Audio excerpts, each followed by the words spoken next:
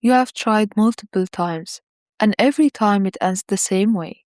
You keep putting in the effort but see very little result, and eventually you decide to give up. At least this way, you're no longer spending all your energy on something that doesn't seem to pay off. And after repeating this cycle enough times, you start wondering if the problem is you. This is dose of confidence, and this is why giving up feels so tempting sometimes.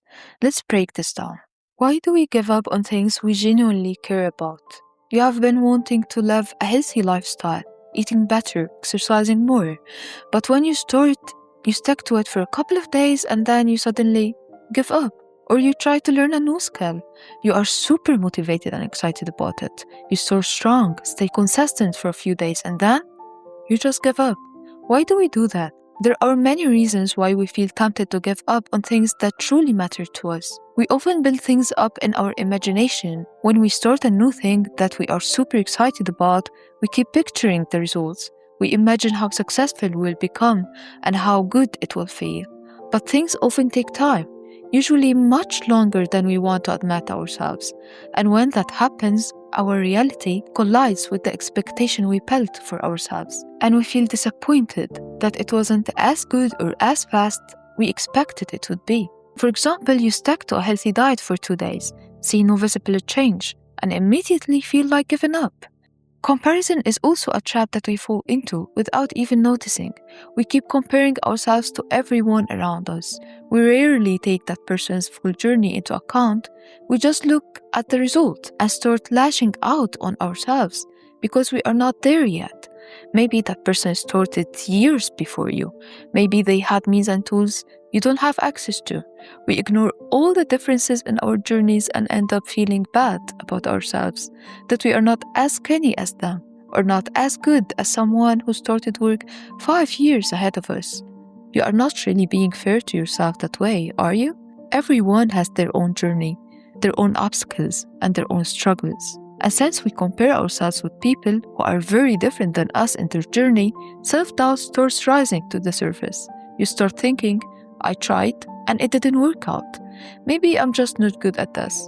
And you start remembering similar scenarios from your life where things didn't work out to confirm to yourself that you usually fail. Your mind will always find evidence that you can do something if that's what you're looking for. Sometimes the thing we are trying to achieve is very important to us, so we put enormous pressure on ourselves to succeed. We keep looking for success signs ahead of time, and when it's taken time, that self-pressure backfires. At first, guilt, comparison, and self-criticism would keep you going, and for a while that actually works. But eventually, your nervous system starts resisting that constant internal pressure, and then the temptation of giving up would rise. It's not that you stopped caring, you just become tired of carrying that unbearable psychological weight. It can be confusing when progress is slow, and since most meaningful growth is invisible while it's happening, learning, healing, discipline, confidence, or relationships and creative work, these things develop beneath the surface before visible results begin to appear, but we are highly responsive to visible rewards, and when effort doesn't produce immediate evidence, we become less motivated and start feeling tempted to give up. Progress is rarely dramatic when it's happening, so even though you might confuse that slow progress for failure, sometimes all you really need is a little more time to get there. Whether we want to admit it or not, we never truly know if our efforts will pay off.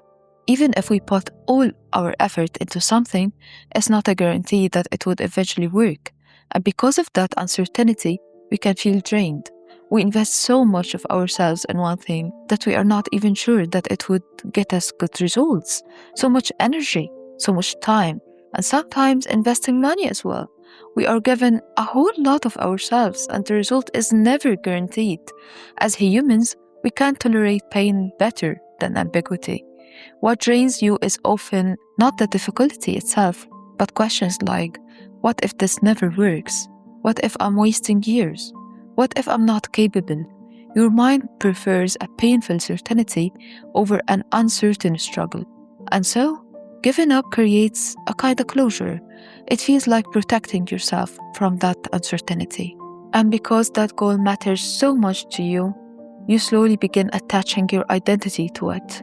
That's when the struggle stops being, can I achieve this? And becomes, what does it mean about me if I can't? And giving up no longer feels like abandoning a goal. It feels like escaping judgment. If you feel one or more of these, you would become overwhelmed. And when overwhelmed, your mind starts romanticizing escape. You would feel your brain creating fantasies of relief, fantasies about disappearing, or starting over, or just quitting everything. Not because the solutions are truly desirable, but because the nervous system craves rest from that constant tension. Giving up can feel so much easier. It becomes tempting to quit and start over with something new, thinking maybe this new thing would hold better potential and will finally work out better, or just to give up and get a long break of everything. But if you never address the real reasons behind your urge to quit, you'll likely repeat the same cycle again. So, how do we handle that feeling when the urge to give up appears? Most of the time, it's the mental load that drains you, not the difficulty of the thing itself. So try not to make major decisions while you're emotionally exhausted. Sometimes what you really need is a different perspective, to stop fixating only on the outcome and start focusing more on the process. And instead of asking, should I quit? Ask yourself, how can I improve this? How can I make this easier for myself? And instead of immediately giving up, try separating the goal from the emotional overload attached to it. And stop measuring progress only through visible results. Not all progress is visible yet. Sometimes consistency itself is progress, and often results come much later than we expect them to. It's also important to normalize inconsistency. Life happens, and not every day will look the same. More often than not, our days look nothing like we imagined they would. That's perfectly normal. Inconsistency is not failure. Falling off track does not erase all the effort you already made. Consistency doesn't mean never struggling. It means returning even after you struggle. And maybe the most important thing is learning to talk to yourself differently. Pay attention to your inner dialogue. Notice when it sounds like, I'm not good at this, and change it to, what's making this feel so difficult right now? And how can I make this easier for myself again? It changes your inner talk from judgment to understanding.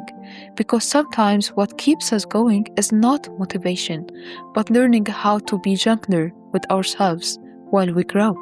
The goal is not to never feel like giving up. The goal is to understand yourself better when that feeling appears.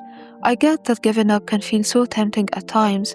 It's completely human and understandable, but be kind to yourself. It often takes so much time and effort to get to the results you desire. Be patient with yourself. Meaningful results often take consistency, time, and far more effort than we expect. If this video helped you, feel free to subscribe and share it with someone who might need it. And let me know what other topics you'd like to hear about next. You can find more related videos in the description if you want to continue exploring. Thanks for watching, and I'll see you in the next one.